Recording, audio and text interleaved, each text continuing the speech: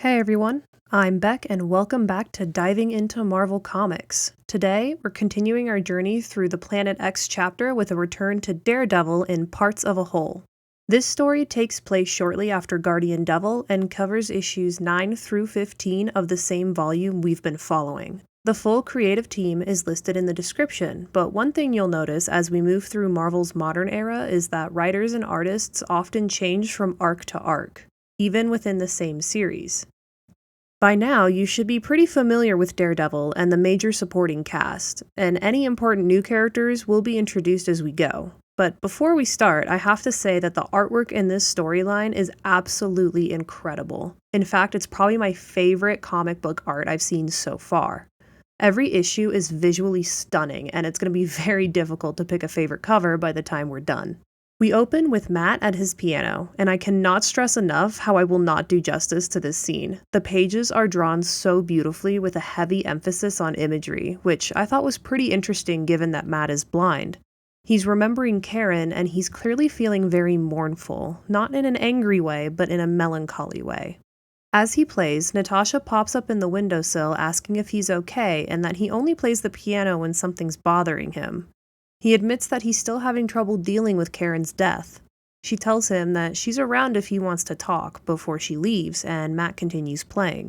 We cut to a sort of montage where Matt is talking his way through his grief as he builds up him and Foggy's new law practice, and we see that it seems to be opening soon.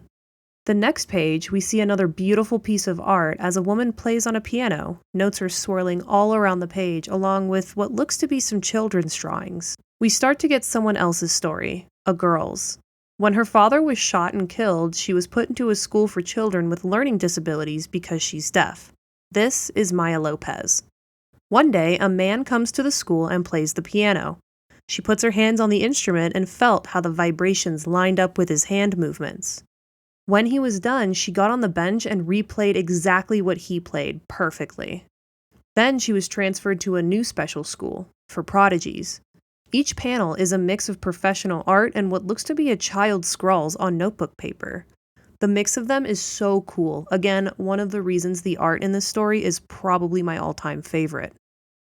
As an adult, she's standing on the stage having just finished a piano piece that she studied videos of Liberace for. Maya possesses a remarkable ability. If she sees someone perform a complex physical action, she can perfectly replicate it. That's why, despite being deaf, she can speak clearly after studying how other people form words. She receives a standing ovation, and who's in the audience but Wilson Fisk? All through the performance and applause, she thinks of her dad and how he was killed. Matt and Foggy are talking to a new client named Lenny who happens to have a speech impediment. He says he knows something about the Kingpin that he isn't supposed to know, so Wilson has a contract out on him. He'll tell the lawyers everything, but they have to guarantee that he's protected. They promise to protect him, but nothing else is said because a sniper shoots through the window. The bullet grazes Matt's cheek, but finds its mark in the client, who immediately drops. An angry Matt gets to his feet and opens his shirt to reveal the Daredevil logo. We now flash back to Maya, a champion boxer due to her skill. During what looks to be a championship fight, she easily takes down her opponent, once again thinking of her father the whole time. She's crowned the winner, and we see an audience going crazy for her, and again, we see Wilson Fisk in the audience. Back to Daredevil. We see him taking to the rooftops to track down the shooter. He quickly pins him down amongst the noise of the city. The killer is talking to someone on the phone and drops the name Nelson and Murdoch as he's walking away. The two fight, and Daredevil is able to take him down with some effort. As they fight, we see that the killer was talking to the Kingpin, who's now talking to Maya Lopez, telling her that her father would be proud of her. When the killer is finally down, another one comes out of the dark to take aim at Daredevil, and the second assassin turns out to be the first guy's twin brother. Together, they're known as the Murphy brothers, or the Twin Killers, and they'll pop up again later in the story. Anyway, twin number 2 is aiming at Daredevil, but our hero simply throws his baton at his head and he goes down easily. Finding the phone on the ground, Daredevil hits the recall button and Wilson answers. Daredevil now knows who's responsible. And let's not forget that Kingpin knows Daredevil's secret identity. Fisk realizes that attacking Daredevil head-on won't work. Matt is grieving, lonely, and vulnerable. So instead of sending another assassin, Fisk decides to fill that void himself. He's going to put Maya Lopez directly into Matt Murdock's life. He calls her into his office and says, "Maya, I need a favor of you." Issue 10 opens with Matt having a nightmare about Karen, and as he starts to come to, he realizes he's in the hospital. They say that the bullet knocked him out, which is weird because he was just fighting the twin killers. As he's orienting himself in the stretcher, he hears a familiar voice, Lenny, but when he turns his attention to the voice, he's disappeared. Due to the client's speech impediment, we have no idea what he said. Once Matt leaves the hospital, he immediately makes his way back to his office, and of course, it's a crime scene. He had his piano there when the shooting happened, so it's been completely damaged. Matt later wakes up to the sound of fingers clicking on a keyboard, and it's Foggy.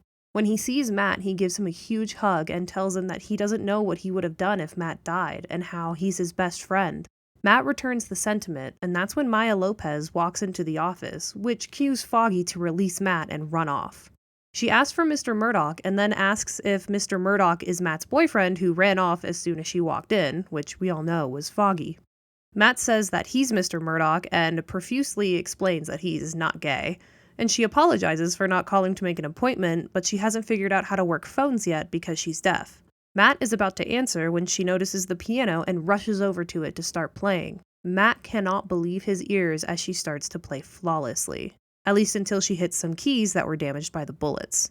Foggy checks back to see if she's gone yet, and she simply gives Matt a card and says, "Clearly I'm interrupting. I have a show at NYU tomorrow morning. Meet me and we can get coffee after to talk. It's about Wilson Fisk." And then she just leaves.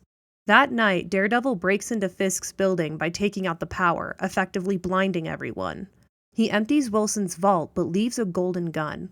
What he did take includes all kinds of dirt Fisk has on cops, senators, and even generals. Matt could take his whole empire down in a single blow. While Matt contemplates this, Fisk begins his plan.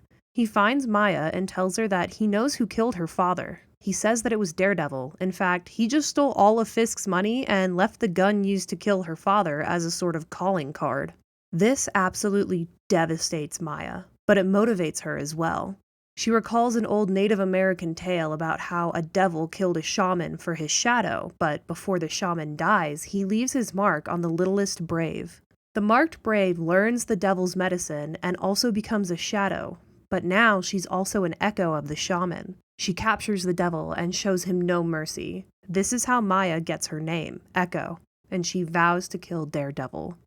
Back at Fisk's building, he recalls the truth of the night Maya's father was killed. Turns out he messed up and Fisk killed her father himself. Man, what a manipulative guy. Who could have seen that coming? On to issue 11. Maya spends hours watching videos of Daredevil fighting Bullseye, mastering both fighting styles. She then starts to watch other martial arts movies in order to take down Daredevil. Meanwhile, we get some answers on how exactly it was that Matt saw, or heard, Lenny in the hospital. Apparently, the guy's a twin, and it was actually his twin brother Larry who worked for Fisk, but was too scared to come out and talk about it. For good reason, it seems. Foggy was the one to tell Matt about this, because Larry has been emailing him the whole time.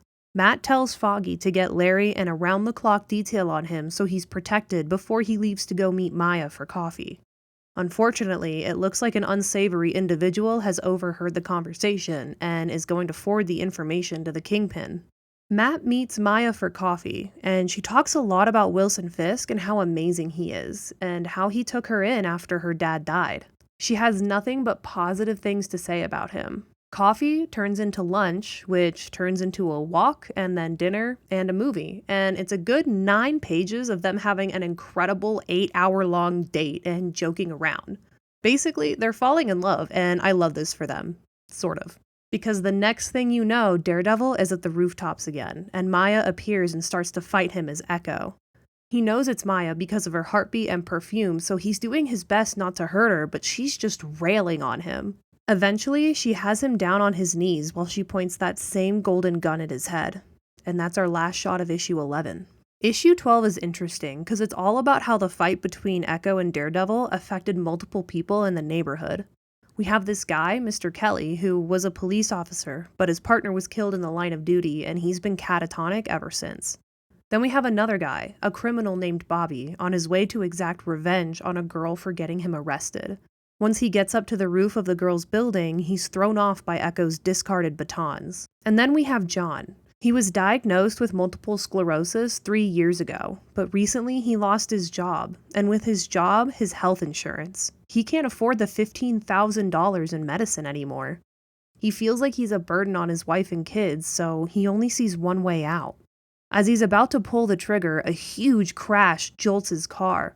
When he gets out, he sees Bobby has fallen on the roof of his car. Not only that, but he also sees a wanted poster for $200,000 for Bobby. He killed a cop, so John uses his gun to subdue him. Then we see a kid named Andy sitting on a curb. He's reminiscing on the days where Mr. Kelly used to run the youth program. He was able to keep the kids out of trouble and keep them from going back to the old ways, the bad ways. Andy tries to talk to his friend Larry and tell him how important it is for him to change the status quo, but Larry thinks it's time to toughen Andy up, and he pulls a gun on him. Just then, Daredevil and Echo crash to the ground and end up in that same position with her holding the golden gun to his head. In that moment, Mr. Kelly sees Andy and comes back to himself, and John is seen calling 911 to turn in Bobby. And that pretty much sums up issue 12. For issue 13, we get back to the story. Echo sees the children around and decides not to pull the trigger because she's brought back to her past and she knows how death can affect children. When she leaves, one of the kids mentions that one of Echo's moves is straight out of a Jackie Chan movie. That probably gives Matt an idea. The next day, Foggy calls Matt and tells him he won't be into the office because he's going to be prosecuting Wilson Fisk. Gasp, how did that happen? So one of those Murphy brothers is willing to testify, and so is Larry, Lenny's twin brother. Foggy asks if he'll be there in the courtroom, but Matt says it's not the best idea because Fisk knows that he's Daredevil. Since Foggy will be busy in court, and since Matt looks like he got thoroughly beat up, he takes time away from the office to do some investigating. He goes to a movie rental place and asks to check out Jackie Chan movies, but apparently some girl came in and checked out every single Jackie Chan movie, and oh look, here she is now. Matt dives for the adults-only section to hide while Maya returns the movie, and she mentions she wants to renew the Jet Li films because she didn't have time to watch them. Meanwhile, Matt's spending a suspiciously long time in the adult section. Really, he's just hiding. We cut to the Fisk trial, but Foggy is losing badly. And who's defending Fisk, you might ask? Rosalind Sharp, Foggy's mother. Fisk insists that the phone that twin number 1 used to call him after sniping Lenny was a stolen phone, and the killer simply hit the redial button. But it also doesn't help that when the killer takes a stand, he only talks in phrases like, God made dirt, dirt don't hurt, and there's no business like show business. Rosalind said that he's a very troubled man who has been hospitalized multiple times. He and his twin escaped a year ago, and every 2 months they murder a pair of twins. 2 months ago, there was a tragedy in a maternity ward where a pair of twins were killed. Remember that hospital tragedy in Guardian Devil? Oh yeah, it's all coming together. Anyway, Larry is nowhere to be found, and it's heavily implied that Fisk put a hit out on him. Foggy calls Matt and asks him to find Larry, so as Daredevil, he goes on an interrogation rampage where we learn Fisk did in fact put out a hit on Larry. Unfortunately, it's too late to find him because the judge decides to dismiss the case due to a lack of substantial evidence, so Fisk is free to go. He leaves the courthouse and talks to the press about how amazing the justice system is and blah blah blah, lies, lies, lies. And he gets into his town car, and as he's driven away, he asks to make sure that Larry problem has been taken care of. But the driver denies it. He turns around and is revealed to be Larry. Fisk throws him out of the car and starts to approach him, but Larry points a gun at him and fires a couple times. Kingpin does not go down. Just then, Daredevil comes up to Larry and tries to get him to put the gun down, but Larry instead unloads the rest of the gun into Fisk's chest. He falls over the railing, off the bridge, and into the water. Daredevil asks Larry for the gun, and he simply says, "Here you go," and gives him the gun. His speech impediment is only present when he's nervous, apparently. The press gather round and take photos of the scene. Unfortunately, it makes it look like Daredevil shot Fisk. And guess who's watching the news? Echo. Issue 14 starts with Maya talking to Matt in a park.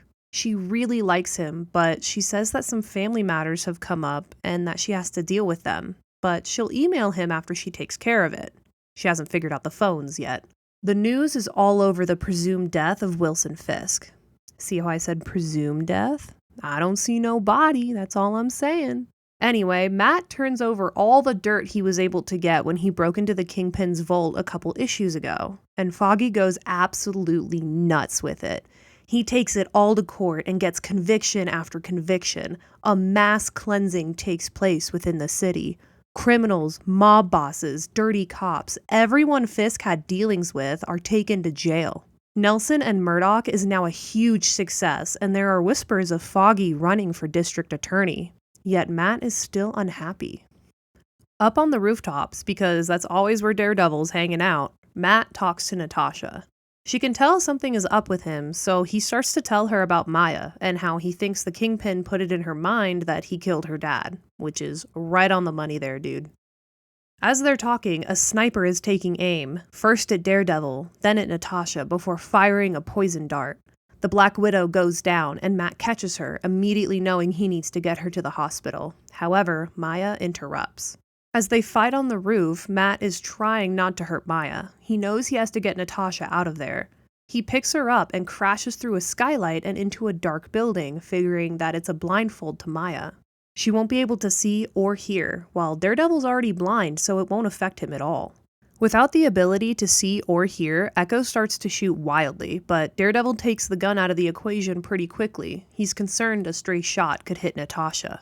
He incapacitates her pretty quickly, picks up Natasha, and crashes through a window to escape. As Maya sits on a swing set, she contemplates trying to deafen Daredevil the way he blinded her. So she picks an area with construction and TVs and all kinds of loud noises, and she sets fire to a calling card of sorts. Really, she just outlines his Double D logo in lighter fluid and then lights it up. Except she does it in the same park they fought for the first time. The same park her dad used to take her. And the same park where she said goodbye to Matt when she left to deal with her family matters. The last shot we see in the comic is in the sewers. A bloodied Wilson Fisk arises from the waters. We have arrived at the last issue in this story. Thank you so much for listening to this podcast. And if you haven't yet, please leave a review and follow the show on whatever platform you use to listen to podcasts. Comments are also amazing, and I love reading what you have to say. If you have a buddy who's into Marvel, have them tune in as well. The more the merrier. Anyway, on to issue 15. In this issue, we get two stories simultaneously. Echo and Daredevil are fighting in the park. The smoke has masked her scent, and the sounds of the TVs at the store as well as the construction have effectively blinded Daredevil. Due to this, he's losing pretty badly, and Echo's accusing him of killing her dad the entire time. Alongside this fight, there's some backstory being told about the Kingpin. He grew up in a tumultuous household with his parents fighting all the time. This is why he apparently hates conflict, although he must have gotten over that because I know he's killed a few people. The backstory also mentions he grew up with financial difficulties, which definitely makes things a lot harder on a kid. He mentions that his parents used to talk about money all the time, so that's probably where his obsession with money came from. One day, the heat turns off, and in an effort to make some heat, Wilson uses gas and a lighter to make a fire. Except a maintenance man was caught in the crossfire. Wilson was only 12 years old when that happened. The bullying at school is what unleashed the beast in him. He began to fight and made the most out of being isolated. He reads and studies, becoming one of the smartest crime bosses in New York. Meanwhile, during the fight between Daredevil and Maya, as she punches Matt, she notices a feature that reveals his identity to her. The wound on his cheek is in the peculiar shape of a question mark. It's the same shape she saw on their 8-hour date. He tells her he couldn't have killed her father. He was in elementary school at the time. Faced with the truth, Maya runs away, right into Wilson Fisk. As she pieces the puzzle together, she realizes that Fisk is the one who killed her father. She confronts him, still holding the golden gun. He tries to tell her that they have work to do together and they need each other. He reminds her that he made her what she is. She promises not to forget that right before she pulls the trigger, point blank, aiming at his head. At the hospital, Natasha's getting discharged, and as her and Matt walk away, paramedics are wheeling in a body with a clear gunshot wound to the head. They're unsure if they can save him, but know they won't be able to restore his vision. Maya has left town, and Matt reminisces on her, hoping they'll see each other again. The last shot we get is Wilson Fisk sitting at his desk in the dark, denying the offer from his butler to turn the lights on. His eyes are completely bandaged. And there we have it, parts of a whole. Honestly, I loved everything about this arc. The dialogue, the story, the art. Absolutely no notes from me. A 5 out of 5 for sure. Tune in next time when we get our first experience with The Punisher in Welcome Back, Frank, a 12-issue whopper of a story. Given that it's The Punisher, it may be marked explicit, but again, I try to keep the podcast as family-friendly as possible. Until next time.